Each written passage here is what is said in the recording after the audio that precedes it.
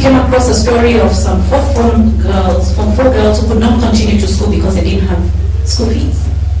And what did these girls choose to do? Just amongst them, they didn't even consult us. They said, that's not right. Because those girls are potentially Zawadi stars. How about we get together, we contribute $10 each, and send home, and settle their school fees, and maybe get them with school uniform, I think was an issue as well. And we didn't even know as a board, and this is what the girls did. And then they got the girls back to school. Rose, does the story have a sunny side? Yes, the girls got a B+, one got a B+, and the other got an A-. Do you see what I'm talking about? Okay?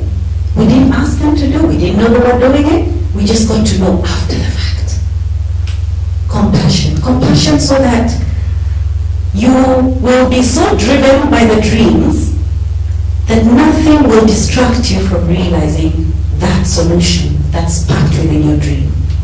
Africa needs women who are compassionate. We're desperate for women who are compassionate, so I don't know whether I am looking at an amazing set of compassionate women in this room today. When you think about Kenya's solutions, when you think about how can you respond to Africa without compassion, it is not possible. All right? So I'm talking about courage, I'm talking about capability, I'm talking about character, commitment to the cause. I am committed. I will get through. This year we had girls graduating. We had girls graduating 4.0. Lillian's not here with us.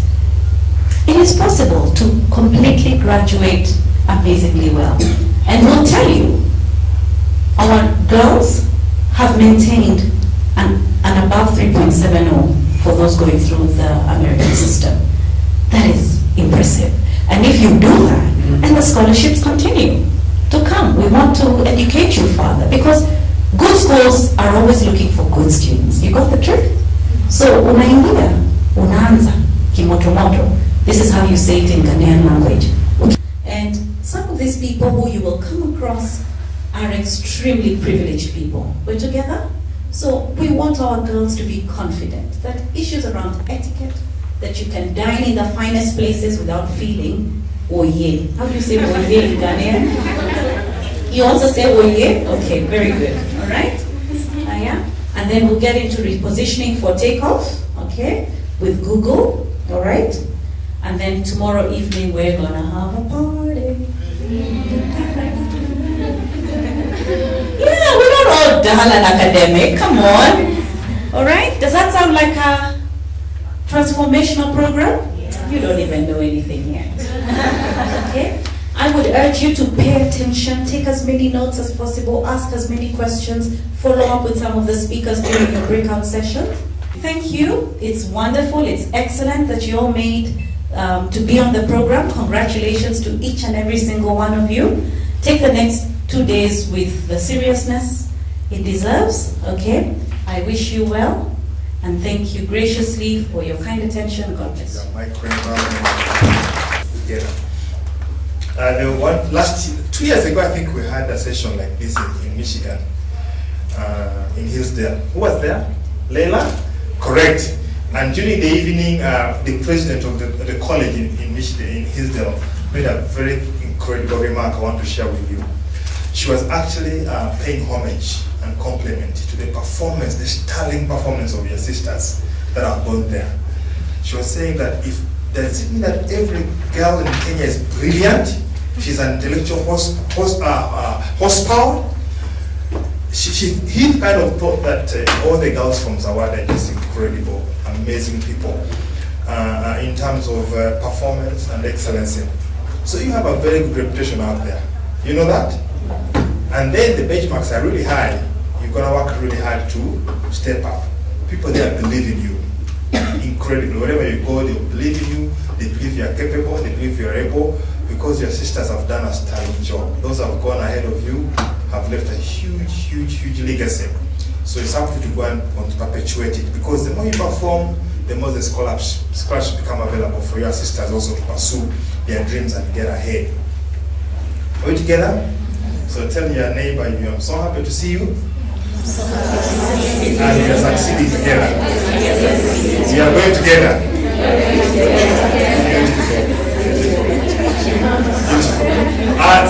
What is so unique about the Zawadi program, most of us, the problem with the Swahili, there's some Swahili is our natural our language here. When you translate some words into English, they lose meaning. Are you together? Like when I go home to see my mother and I'm leaving, she tells me, Leonard, go properly. Go well. Go what? Well. She's wishing me a good journey, which translates into walk properly. So she didn't walk properly. Understand? So in Swahili, there's a word called kubatisha. What does it mean in English? Kubatisha. Luck. Correct, yeah. Kubahatisha, correct. Risking, yeah. But you see, the Swahili, it's not the same as in English. It's a bit dilute. It's not about risking. That one is a bit different. You say kubahatisha, sindio. So some of us we kubahatisha. You get my point?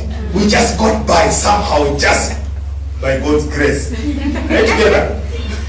Which means the risks are so high. You either float or sink. But some of you girls have a roadmap. Have a what?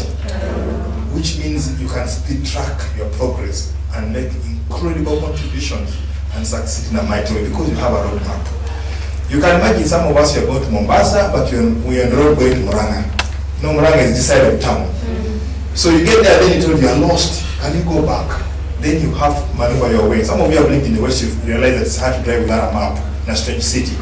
What Zawadi does for you later, ladies, is give you a very, very clear roadmap. You'll be able to move strategically from point A to point B because it's all clear. So your energies are going to be focused, they're going to be properly managed for you to move ahead because there are people that are passionate about your success, people that have walked the path you've walked, all right, that want to guide you, to lead you, to give you information. So chances are 100% of you are going to make it. Are going to do what? That's just a mere statement. It is you who make it magical. It's you who make it what? Magical. Let me share with you my little story.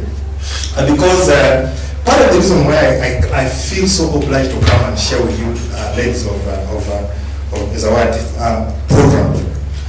One is because you're women. Women are very powerful people.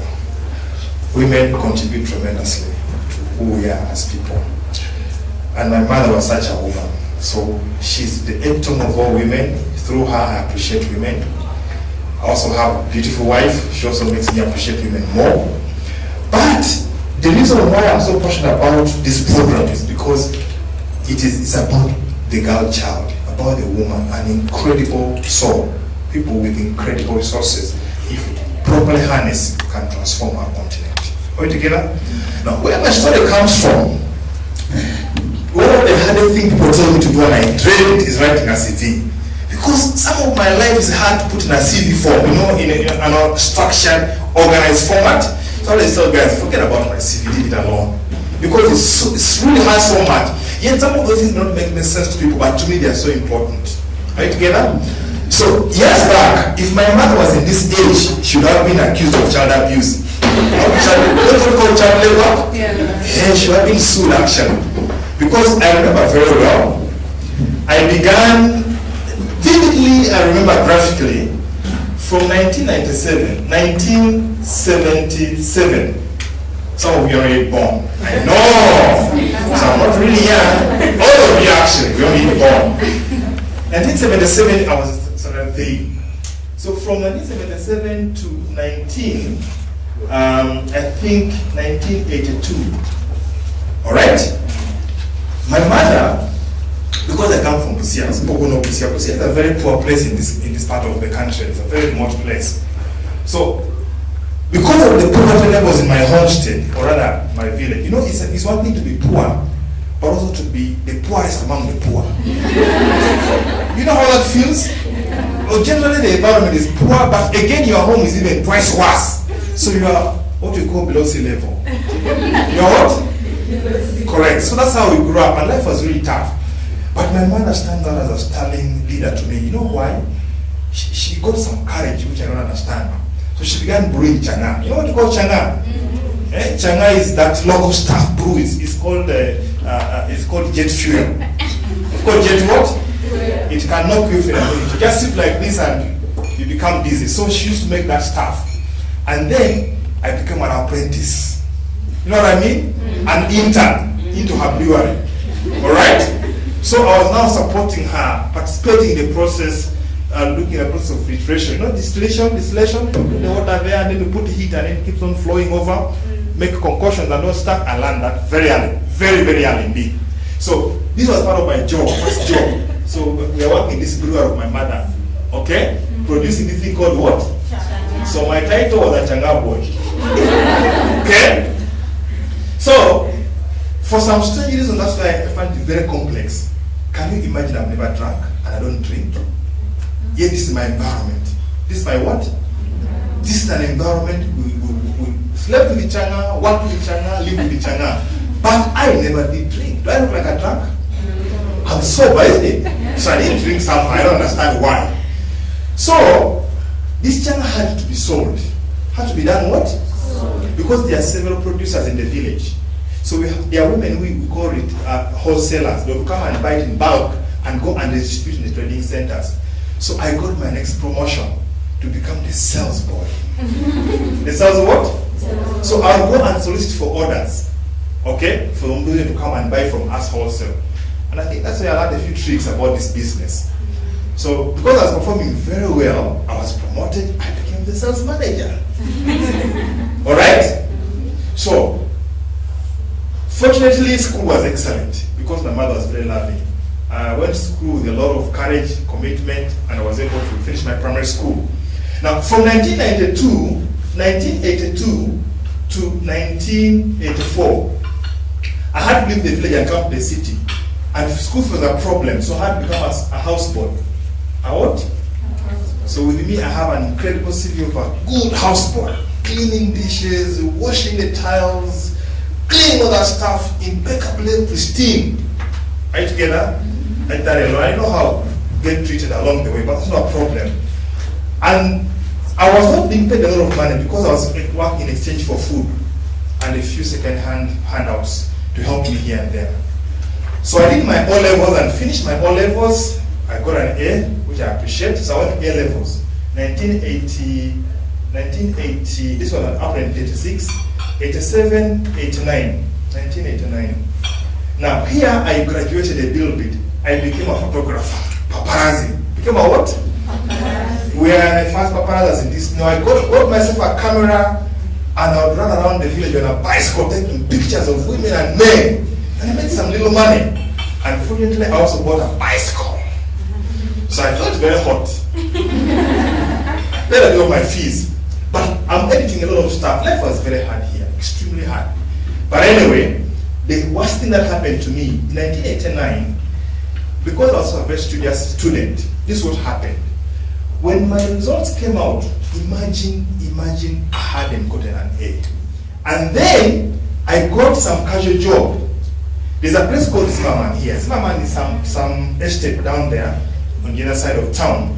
It was built before they surveyed the area. Are you together? So they had to survey the area after they built. Now this part put sewages carelessly. Yet they had to survey the place. So my job was I was a chain boy. I did that a lot for 3 months, but I kept on shooting applications to banks, insurance companies looking for job. Then one day in 1991, I got a response from a company in Kenya. They hired me as an underwriter, as a clerk, like underwriter. That was my first job, 1991. Fortunately, somehow what I'm going to share with you, and I have a copy of the book for you. So I jumped out, went to another company where I also was a cashier, worked really hard, because I got a promotion here and there. I saved some little money. The books I had read about the possibilities of anyone transforming their life by growing their mind got a better hold of me. You get my point? Didn't have the fees, but I got the admission letter. So when I got in there, so many things happened. Because you imagine you're going to college, you have no fees, you have nothing. So I got there, and I met a guy who didn't tell me all the details. I told him I wanted to go to college right away. Is there some work I can do? He said, yeah, there's some farms there, people do some work in the farms. So I went to the farms and began picking tomatoes, picking what you call